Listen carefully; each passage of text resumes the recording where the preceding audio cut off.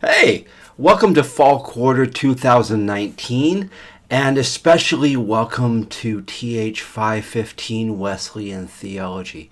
Here we are beginning again another year, so get out your binders and pencil cases and decorative erasers and everything you need for our class, because we're not only starting, we're jumping into the deep end here in this class. This isn't an easy class. I'm going to start you off by that and maybe hopefully not scare too many people away. This is an advanced theology class that's intended to give you a perspective on a tradition that some of you may be familiar with through church work or other activities, but which you may not have a lot of exposure to in formal study. So this class is intended to give you the tools, the themes, the ideas that reflect Wesleyan theology. And because this isn't covered in a lot of other places, I'm trying to fit in as much as I can. But please don't see that as overwhelming or too much of a burden. My goal with this class is an invitation. I'm putting a lot out there because I know you all are coming from different directions and on different interests and different themes, different skill sets, different time that you have to work on this class, different background. Some of you, this is a beginning, so I don't want you, not only do I not want you to get overwhelmed, I want you to understand that I want you to engage the theology as you're able and to ask questions. But some of you are finishing your degree or have spent a lot of time studying. So I'm also offering a lot of ideas and directions. So there's a lot of content, there's a lot of reading, but this is a way in. This is an entryway to a bigger world of understanding what is Wesleyan theology about. I'm actually, if you can't tell, very excited about this class. Fuller isn't exactly known as a hotbed of Wesleyan theology, and in fact, I've heard from various circles that a lot of traditions, a lot of denominations are even suspicious about Fuller because it's seen as somewhat resistant in its past to Wesleyan traditions. That's changing, but I know it takes a long time for a reputation to change, and this is only the second time that Fuller that I know of has offered a class on Wesleyan theology. And so I'm excited to be part of it. I'm an ordained Wesleyan minister. I am part of a local Wesleyan church. And so this isn't just a theme of theology I am interested in. This is actually a broader calling of mine. And I'll get a little bit more into my background with Wesleyan theology in the introduction discussion. I went to Wheaton, and I went to Fuller for my degrees. And the theology I learned was predominantly Reformed. And I had to find my own way through Wesleyan studies for the most part. And this is probably why I'm excited. If I can help others find resources, get themes, understand some of the debates, and help clarify some of the issues and talk about priorities, and help you all get a better roadmap for how to go forward without going through the many bumps and long issues that I had to wrestle with, that is my dream. My goal as a teacher is to help things be easier for students, to give you a way in, to give you a key, to unlock more and more that you see that's interesting. So as we begin, I want to give you a little orientation to this class. This is a class on Wesleyan theology. I hope that's clear. And in saying that, again, I'm wanting to highlight that Wesleyan theology is not just another category in the theological debates about certain doctrines. Wesleyan theology certainly has its particular traditions and positions, but to really understand it for its own sake, you have to see it as containing content, but also method and application and priorities. So often, traditions like to gain advantage by arguing in their own terms or their priorities. And a lot of seminary education, because it's come out of certain traditions, shapes all of theology like that. But that's actually mistaking what the broader nature of Christian theology is like, which is not just certain debates or certain themes, but a whole different ways of understanding what does it mean to be Christian. What is Christian theology? Is it just about our head? Is it about our actions? So to understand a tradition for its own sake, you have to get into it, swim around, Get a sense of its own goals and boundaries, and let even the method and pattern of the discussion help you get a sense of not just the answers to certain questions, but also the whole theme, the music that it's playing. That's why this class is particularly, I think, difficult to teach. It can't be just a 10-week listing of theological doctrines that show what position Wesleyan theology takes on some traditional debates. That won't get at the heart of Wesleyan theology. That might clarify, position it in terms of where it fits in the broader Protestant argument, but really won't get a sense of what Wesleyan theology is trying to do that's unique. There's a lot of overlap between Wesleyan and Reformed and Pentecostal and other traditions that will come clear. And so it's not as much there's like these big separations as certain emphases and priorities. But also, there's a big difference in how they form what it means to be Christian. Wesleyan theology is thoughtful, but it's also expressive. And that expression, that living it out, in not just a church setting, in not just a school setting, but throughout our life is a very important part of the doctrine, maybe even the core part. So my approach to this class attempts to teach Wesleyan theology by discussing theology in a Wesleyan manner. There's doctrine, but there's also stories and ethics and practices. There's drawing from key historical figures and key themes to illuminate how Wesleyan theology developed in past eras and continues to orient itself in this day, and how it's broadening its perspective globally. I say all this because the readings and the lectures might otherwise seem to be trying to do too much, and maybe they are. But again, don't get overwhelmed.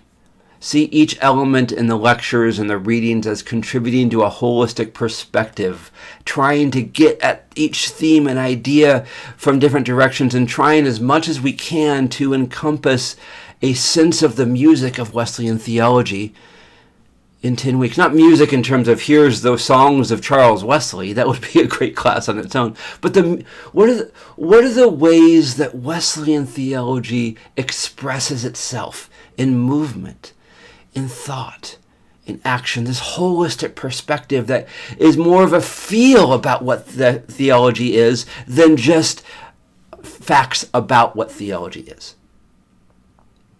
Wesley, of course, did strongly encourage his ministers to read 6 hours a day. And he wrote a letter to the one particular minister, getting him in big trouble, saying that he wasn't interested in reading, and Wesley doesn't even know why he's even a minister. Anything less than 6 hours, according to Wesley, isn't Wesleyan. Well, I can tell you we don't have quite that much reading, and what we do have is intended more as a broad overview, but again, it's not meant to overwhelm you. It's meant to be an invitation. So throughout this course, I'm going to have the assigned readings, but I'm also going to talk and help orient how we approach theology reading when we have too much. Again, like any other class at seminary, 10 weeks is too short to cover everything, so everything is an introduction. So what I'm trying to do is give you almost too much so that at the end of this class and the end of this degree, you have more and more you can work with. Don't think you're going to get through everything and master it all in this 10 weeks. That's too much. I want to give you a sense, a feel of it, so that by the end of the 10 weeks, you'll be able to recognize what is Wesleyan theology, and you'll be able to recognize what's not Wesleyan theology. If you're like me and have walked through Wesleyan and Pentecostal traditions for a number of years, you'll realize that not everyone who's part of a denomination or movement is actually within that movement. There's a lot of people who are part of groups who aren't necessarily expressing the core theology. And if we're going to have conversations and debates and move ourselves forward, we need to have a good sense of what is this driving factor as a way of building a foundation and help orienting our way forward. And in the Wesleyan tradition, I argue, we have this wonderful resource that helped bring transformation not only to narrow parts of Europe or North America, but has reached out globally and continues to be this radical presence of transformation. So there's a lot of reading. There's also lectures in note form and in video form. I'm trying to do videos and help those be a discussion to go through the material throughout each week. It's a lot of material. I'm not requiring you to watch all the videos. These are resources for those of you who are interested, who like seeing and hearing some things on the screen. I do encourage you to watch at least one video each week. I will usually break them up into about 3 or 4. It's a lot of material, but if you broken down into 3 or 4 according to different themes, maybe you can spread that throughout the week, or pick 1 or 2 you're especially interested in. I fill out the notes. So try to watch at least one, ideally 2, ideally all of them each week. It makes it a lot more like a classroom to hear me talk through it, because I'll add stories and I'll add ideas and I'll add different things that come to mind as I go through the material. It makes it a lot more, like I say, like a classroom. So by the end of this quarter, you'll have a sense of what Wesleyan theology believes on certain topics. But you'll also have a sense of the trajectory and the application of Wesleyan theology that hopefully will give you a creative and constructive understanding of what this means in our world. What does Wesleyan theology mean in our cities? What does Wesleyan theology mean in different parts of the world, or in suburban areas, or in rural areas? What does Wesleyan theology have to say for us as we try to navigate a post-Christian society in the North America and the West, and a developing Christian society in Asia and Africa and elsewhere? My goal, again, is to invite you into seeing what is possible. And to do that, I'm trying to cover a lot of ground. This first week is probably the busiest and the fullest of all the material. As we get started, I want to provide a strong foundation so that you get a sense of the core issues, who Wesley is, so that you really see how the rest of the discussions fall into place. It's a lot of material, but hopefully a wide enough variety and a wide enough different kinds of style and different elements that you won't feel bogged down in any one subject. By the time you finish one subject, you'll move around. So it's a lot of material, but it's also coming at it from different directions. A brief note on the required texts. I chose books and readings that reflect as much as I could a broad sense of Wesleyan theology. Wesleyan theology isn't just Methodist theology. It's not just holiness theology. There's just a lot of things going on in Wesleyan theology. And I'm also arguing that we can include Pentecostal in this. Am I sneaking in a little Pentecostal theology and history into a Wesleyan theology class? Yes, because where else are you going to get that kind of focus? A little more and more, but it's still hard to find. So I'm trying to give you a foundation for that as well. So a little bit about the text. The Gregorian text is the most advanced and academic, and so I encourage you to save those readings for last each week, or whenever you're feeling the sharpest. It's very focused essays, giving a broad global perspective, so it's very worthwhile stuff, but it's not necessarily easy reading, and it's not the place where you would say, here's what I'm going to start with. Get a sense of where to start. So I would suggest each week starting with the Collins book on the theology of John Wesley, because that's, I would argue, it can be considered our main course text if I had to pick one. Collins is a premier Wesleyan scholar, and this book is standard for Wesleyan theology courses all over the world. I follow its chapter order for our main topics each week, and then try to fit the rest of the readings around it. Now, a little note on the rest of the readings, because I'm trying to give as full of a perspective as possible. We have certain themes each week that I'm going to focus on, and the Collins text will reflect that. But some of the other readings won't necessarily dig straight into that specific thing, but will more like fill out the broader picture. So we're going to have some general Wesleyan theology to give you a global, different perspectives, different issues, as well as a focused theme each week. Now, the night text is a collection of essays as well, and it's not a simple reading, but it provides what I think is a welcome perspective on different themes and movements within Wesleyan theology. I'm using that for the first time this quarter. I used a more introductory text on holiness, Wesleyan theology. Last time I taught this a couple years ago. I like that text, but the problem is, in a class like this, because there's so much diversity of priorities and perspectives and histories, that I really wanted to bring out as much as I could these different themes and by having different authors with different voices and histories write about those themes. So this night text really fills that great contribution. So you're going to have a lot of writers from filling in a little more historical, but in the history, as I'll talk about, the history of Wesleyan theology brings out a lot of theology, because Wesleyan theology isn't primarily systematic theology, where they sat down in a room and wrote things out. It's primarily lived, expressed, responsive kind of theology. So I want to make sure we have a wider set. You have exposure to different ways Wesleyan theology has informed theological discussions and historical events, so that by the end of this class, you really get a sense of what Wesleyan theology has been about. Wesley's sermons and other primary source readings are often difficult, but I'm having you read them so that you get a sense from the voice of Wesley himself, how he approached things, how he walked through things, even his sermon style.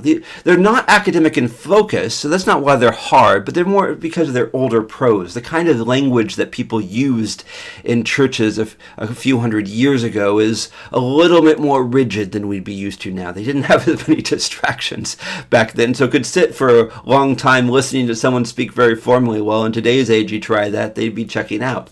But the more you read these, that's what I encourage, the more you get used to the rhythm and the flow. So read these. I am assigning at least one sermon each week. I've cut that down because we have expanded the readings in other ways from previous quarters.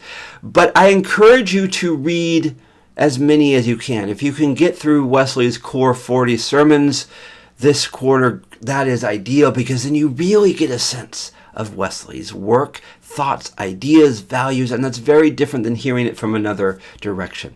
There's also e-reserve items. I use a lot more e-reserve items in this class than I usually do in other classes I teach, so as to expand the readings as wide as possible. No one text really brings it together, so I've tried to bring in as many different focuses as I can. Though, a little side note to that, not all the e-reserves are in the e-reserve section this quarter. Fuller has changed its policy to put all the extra readings in the e-reserve section to now say anything that is found in the library, online library search, is now linked and is not in the e-reserve section. Now, this is a way Fuller is choosing to save money, because everything in e-reserves Fuller gets charged for. So ultimately, it's good for us all, but it does make things a little more difficult, because not everything will be in that one little e-reserve page. I've tried to make it clear where there's a link to a source and when you need to go to the e-reserves, though this may not be clear in the syllabus. And even with all this stuff, there are gaps and items I wish I could have included, whole threads of conversations that I shortchanged, items I either forgot about that I got early on and then just didn't come back to, or just didn't know about. That would be perfect for this class. So by all means, feel free to send me suggestions. Send ideas, and even better, send videos, send anything that you see that's related to Wesleyan theology, and I'll post them as I can. Finally, as this is a class on Wesleyan theology, and Wesleyan theology is by nature more expressive than systematic, I encourage you not to think of this class just in an intellectual way. I encourage you to enter into this quarter with prayer and ask that God will guide not only your mind, but also your heart and your actions throughout the next 11 weeks as we go through this quarter and through finals week. I don't require spiritual disciplines in this class, but it would be a good idea if I did. And maybe I should. I teach IS classes as well, and we include those. And this is one of those classes which almost needs a contributory time of prayer and confession and all those things, because all that would help you understand even more fully how Wesley understood the theological task. For Wesley, the theological task was never about sitting in a room listening or sitting and doing isolated theology. It was always embedded in community practices of spiritual formation. So I invite you into worship. I invite you into tasks of community as much as you can, sharing and talking and seeing this as a content to learn, but also a time in which you listen to the Spirit. You respond not only with facts and ideas and knowledge, but feel free to share the spiritual side as well. I invite that. I need that. I need to hear from you all not only what you're learning, but also what God is teaching you throughout your ministries, throughout your contexts. And it's only in that way can I begin to see even more and more what God is up to in this world. So thank you for joining me in this continuing adventure. I look forward to hearing your thoughts and ideas and perspectives at every step. So I share a lot about my own story, and I'm going to try to do that especially this quarter as we have a little bit of a smaller online class than I've had previously. And I think that's great because this gives us even more of a possibility for building a community, and I want that to happen. So I'll end with this. May the grace of the Lord Jesus Christ and the love of God and the fellowship of the Holy Spirit be with us all. Let us go with peace and hope as we enter into this quarter.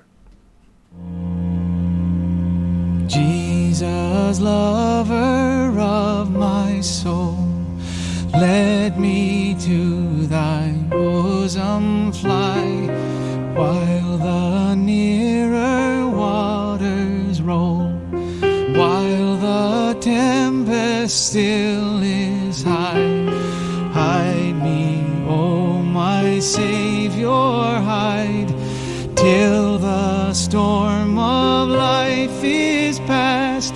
Safe into the haven guide, O receive my soul at last.